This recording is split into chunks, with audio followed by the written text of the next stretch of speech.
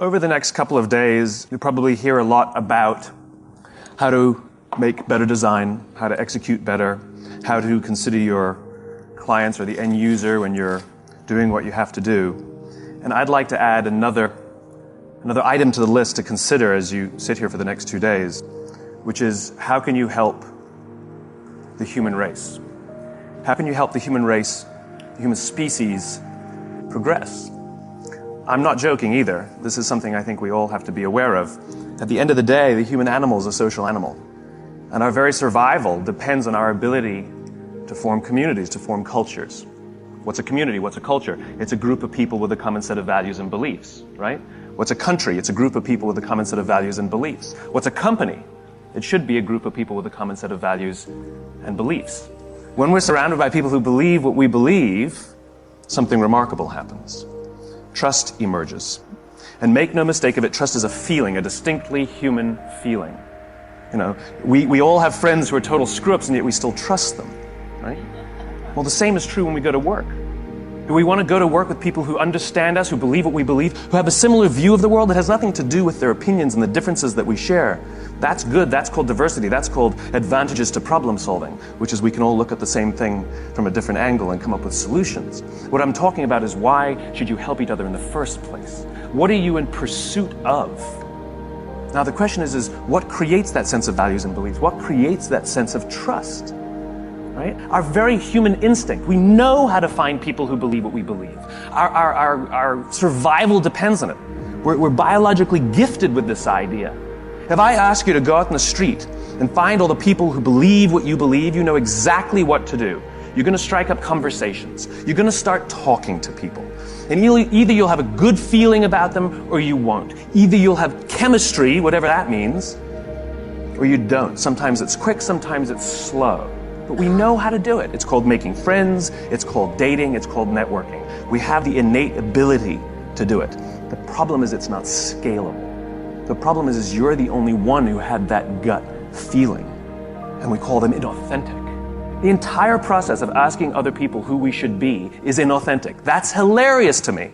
All these positioning studies we do are inherent. We're going to do a study to find out from people so we can be more authentic. That's hilarious. Say and do what you actually believe, and the symbols you put out there, the things you say and the things you do, those red hats are ways that people can find you. What you have the ability to do as designers is create those symbols and allow people to use those things to say something about who they are. Work for companies, work for clients, work for people who you believe what they believe. Show up and feel a part of something bigger than yourself.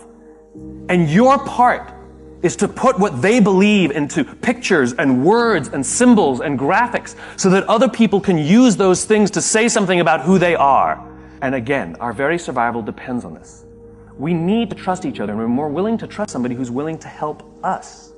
I hate the whole self-help industry, right? How can you be happy? What are the 5 steps you can follow to be a millionaire? What are the 7 steps that you need to get the career that you want? You know, me. What about helping the guy next to you? What are the 5 steps that you can do to help the person next to you lose some weight? What are the 7 steps that you can follow to help the person next to you find the job that they want? Do you know how we get fulfillment? You can be happy because you did things at work. You can be proud because you did things at work. You can be excited because you had a big success at work. But you know how you feel fulfilled at work? When you do something for someone else. It's the only way we get that feeling. It's the only way we get that feeling. Do you know why the statistics say that over 90% of people don't feel fulfilled by the work they do? It's not because of the job, it's not because of the pay, it's not because of the benefits. It's because we don't help each other anymore. We sit in our cubes and we work. And anything that we turn to anybody is because we need something, we need to get something. And yet we don't put ourselves out there simply for no other reason than to help somebody else. You know what generosity is? Generosity is doing something for someone else expecting nothing in return. At no point ever. I did something for him, why won't he help me? It's not an equation. It's designed to help you feel good.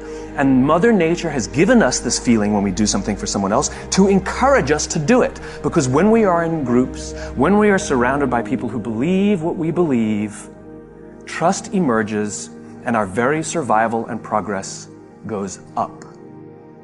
Sex feels good. It's why we do it. And Mother Nature has provided that it will feel good so that we can do it more, so that we can procreate. That was not an accident, right? Well, the same goes here. That sense of fulfillment that we get was designed so that we'll do it more, so not only will we procreate, but we'll create strong senses of bonds and cultures amongst each other. I did a little experiment with a homeless person. Not like on them, it's not like electrodes.